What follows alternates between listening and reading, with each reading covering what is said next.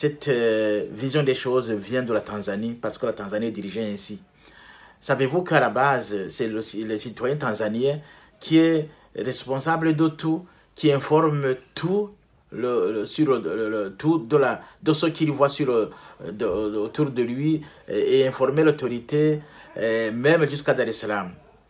Savez-vous qu'à un moment donné, en Tanzanie, le père pouvait absolument chercher, surveiller l'enfant, sureter sa femme, la femme sureter l'enfant, sureter son mari.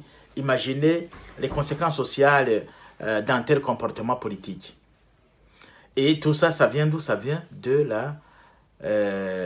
du communisme, oui, de l'Union soviétique, parce que l'Union soviétique était dirigée ainsi dans l'OTAN. Mais aujourd'hui, on ne peut pas accepter de suivre une telle politique qui n'est plus ailleurs.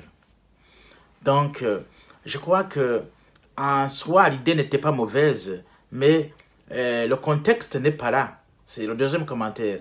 Le contexte n'est pas là pour appliquer une telle politique. Parce que cette politique pose des conditions. La première condition, c'est le retour de tous les citoyens burundais qui veulent rentrer. Mais dans des conditions acceptables. Deuxième élément, c'est que tous les Burundais doivent entrer dans leur formation politique qu'ils souhaitent. 3. Ces formations politiques doivent être libérées par le CNDD-FDD pour qu'ils puissent fonctionner normalement. Et même aller aux élections et gagner. Mais aujourd'hui, il n'y a aucun parti politique qui peut aller aux élections et gagner et diriger. Tout le monde le sait. Mais ce pays, c'est un pays qui est déjà pris en otage. Et on ne peut pas laisser le pays se comporter ainsi.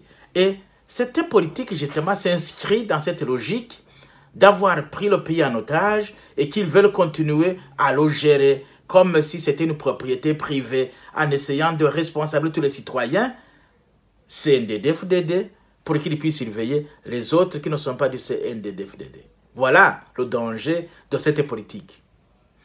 Et à mon avis donc, il n'est pas encore temps qu'on applique cette politique.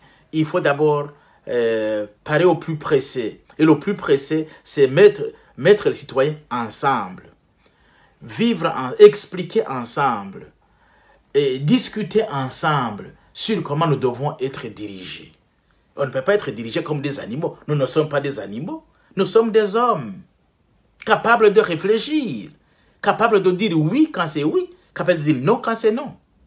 Donc, ils doivent accepter qu'on ait des débats sur l'avenir politique de notre pays.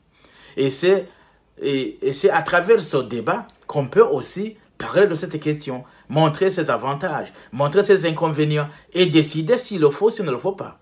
Mais on ne peut pas accepter une telle politique aujourd'hui parce que après, ce sont ces armes achetées par les mêmes citoyens qui vont être tournées contre ce citoyen qui les a achetées.